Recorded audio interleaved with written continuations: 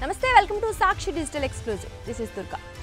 శబరిమల మార్గాల్లో ఉష్ణోగ్రతలు పడిపోయాయి. నీలక్కల్ మొదలు పంపాబేస్, నీలిమల, శరణ్గుత్తి, సన్నిధానం ప్రాంతాల్లో చలి పెరుగుతోంది.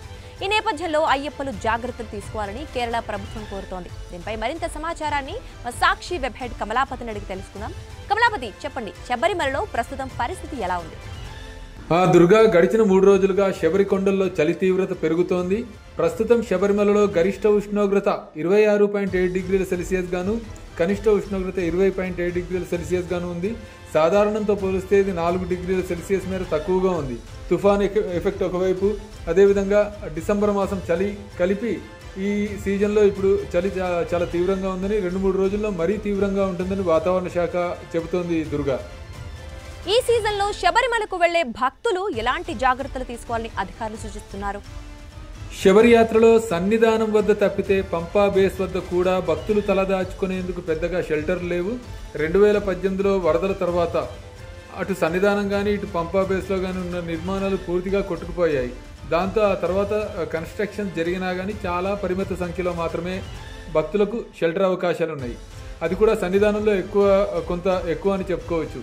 ఈ నేపథ్యంలో భక్తులు రాత్రులు ప్రయాణాలు చేయకుండా షెల్టర్స్లో కానీ అందుబాటులో ఉన్న వాహనాల్లో కానీ షెల్టర్ తీసుకోవడం, తలదాచుకోవడం బెటర్ అని అధికారులు చెప్తున్నారు. దుర్గా, పెద్దపాదం, పులిమేడు మార్గాల్లో షెల్టర్కి ఏవైనా ఏర్పాట్లున్నాయా?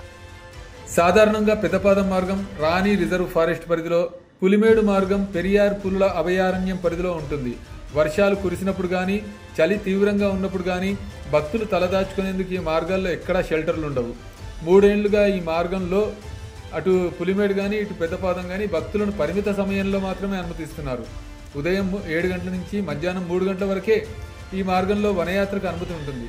కొందరు భక్తులు పెద్దపాదం మార్గంలో కరిమల వద్ద రాత్రిళ్లు రెస్ట్ తీసుకుంటుంటారు. అయితే చలి తీవ్రత నేపథ్యంలో వీలైనంత త్వరగా భక్తులు ఎక్కడ ఆగకుండా తమ యాత్రను పూర్తి చేసుకోవాలని అధికారులు సూచిస్తున్నారు. ఇప్పుడు ఈ 2 మార్గాల్లో కూడా తెల్లవారుజామున చలిమంచు విపరీతంగా కురుస్తోందని, ఈ కారణంగా విజిబిలిటీ తక్కువగా ఉంటుందని, కొండలు లోయల మీదుగా ఆ సమయంలో ప్రయాణం చేయడం అసలు మంచిది కాదని అటవీ శాఖ అధికారులు కూడా హెచ్చరిస్తున్నారు. Durga, right, thank you Kamlapati.